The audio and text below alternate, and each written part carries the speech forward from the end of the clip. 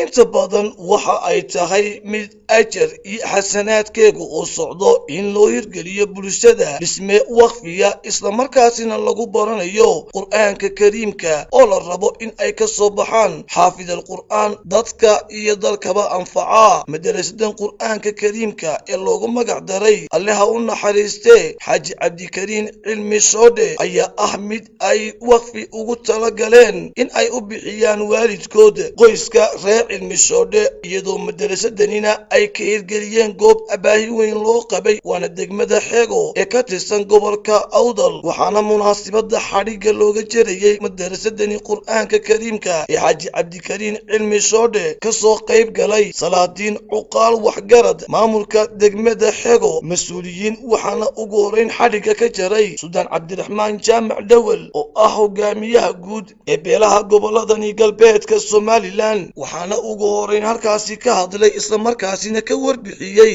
doorkii ay soo martay madrasadani wihiib cabdi cilmi shoodhe oo ku hadlayey afka qoyska reer xaaji cabdikariin cilmi shoodhe waxaana uu faahfaahiyey maanta aniga oo ku hadlaya magaca reer cabdi cilmi shoodhe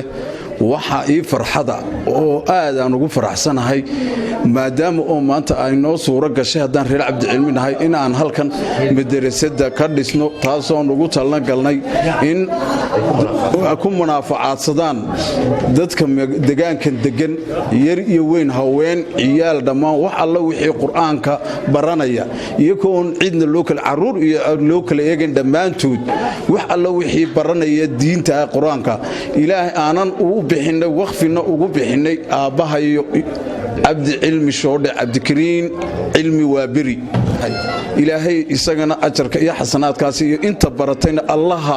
anficiyo diintaana ha ku anfaco sidoo kale waxaa iyaguna halkaasi ka hadlay kana mahad celiyey meerka degmada xeego salaadiin cuqaal waxgarad waxaana ay yidhaahdeen waxaan idinku soo dhoweynayaa xafladda daahfurka madrasadii u horeysay ee taariikhda gasha ee laga dhiso degmada xego oo inoo dhisay xaaji cabdikariin cilmi waaberi mishoodhe kullay baahida loo qabay madrasadani prioritiga koobay ka ahayd maadaama dad islaama nahay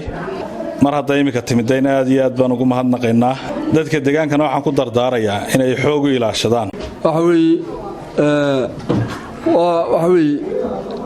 cid kasta oo halkan timida iyo cid kasta oo madrasada ku deeqday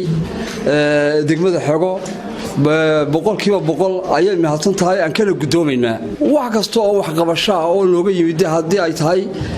isgoolla haddii ay tahay iyo dhakhtar caafimaad haddii ay tahay secretary haddii ay tahay boqolkiiba boqol ayaan ku mahadnaqaynaa aniga maanta farxad bay ii tahay waxaa sadaqada maanta jaariyada ah loo keenay waa walaalkay iyo adeerkay kuwa soo bixiyena waa kuwa adeerka waan u ducaynayaa waayo xasuustu waa wax qaaliya weey ilaahay ha u buuxiyo waalidkooda xasuusteen waalidkana meel wanaagsanada ilaahay ku gaarsiiyo waxaan leedahay waa diintii waxay ku deeqeen waxay ummadda maanta ugu keenay u soo deeqeen waa diintii waxa ku dardaaraynaa diinta maanta la idin keenay hadaanan lahayn baa leeyna meeshii maxay ahayd wax lagu maalayay dee waxba lama qabsanayo maanta waa la idin keenay ku maala baan leenahay waa waxa ugu qaalisan ubadkiina ku bara idinku ku barta sacaada cabdi cilmi waaberi ilaahay khayr ha siiyo iyo kuwa la dhashay iyo gebi ahaanba wixii magaca ku abtirsada ilaahay khayr ha ku siiyo aad ugu horeyso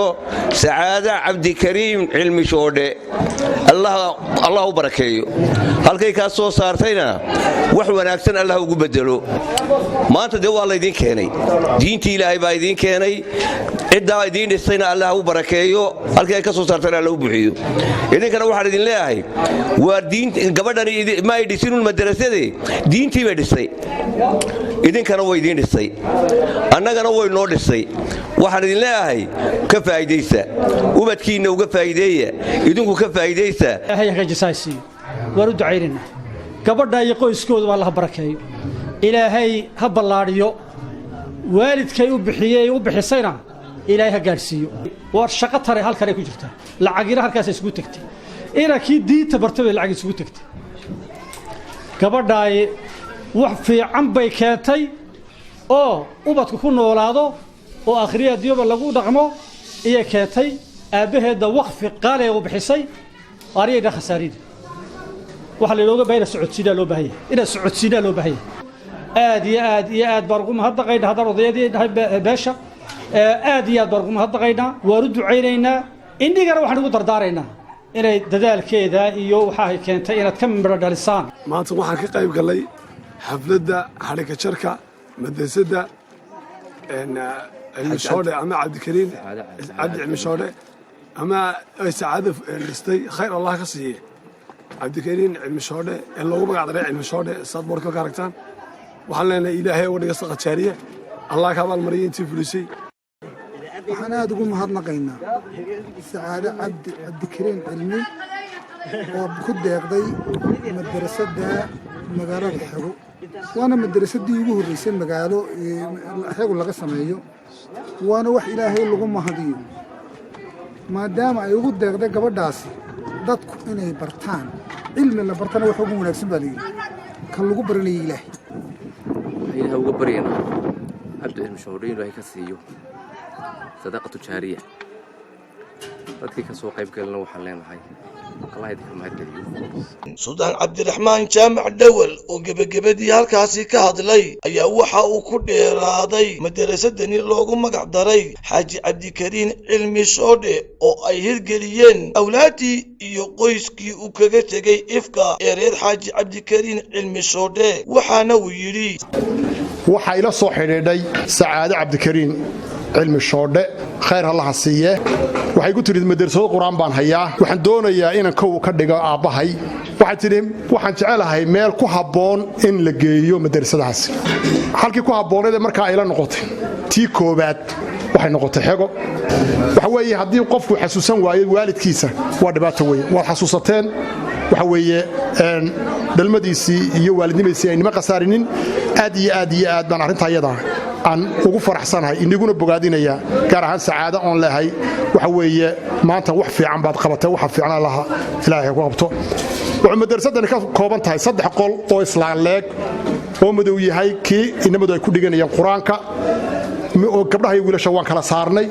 oo mid yahay kii gabdhaha inamadu ku dhiganayeen midna kii gabdhuhu ku dhiganayeen yahay midna kii macallinka u fariisanayo yahay waxa kale oo dayr baa lagu soo xidhay suuliyadii oo midna uu gabdhaha yahay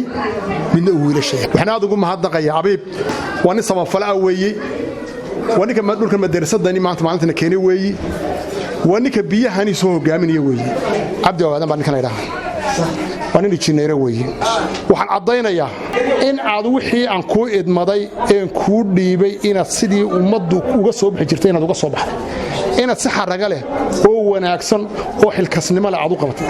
waxaan kale hoosta ka xariiqay ninkaas in aamin inuu yahay wixii loo dirana uu qabanayo waxa weey miisaanka xasanadkan Allah kugu daro si kastaba ha ahaatee madrasada Xaaji Cabdikariin Cilmi Shoodhe ayaa ah mid laga dhisay magaalo ay dadka iyo deegaankuba u baahnaayeen in ay helaan madrasad ay ku bartaan Qur'aanka Kariimka oo ay ka soo baxaan dhalinyaro isugu jira wiilal iyo gabdho oo bartay Qur'aanka Kariimka isla markaasina u faa'iideeya dadkooda iyo dalkooda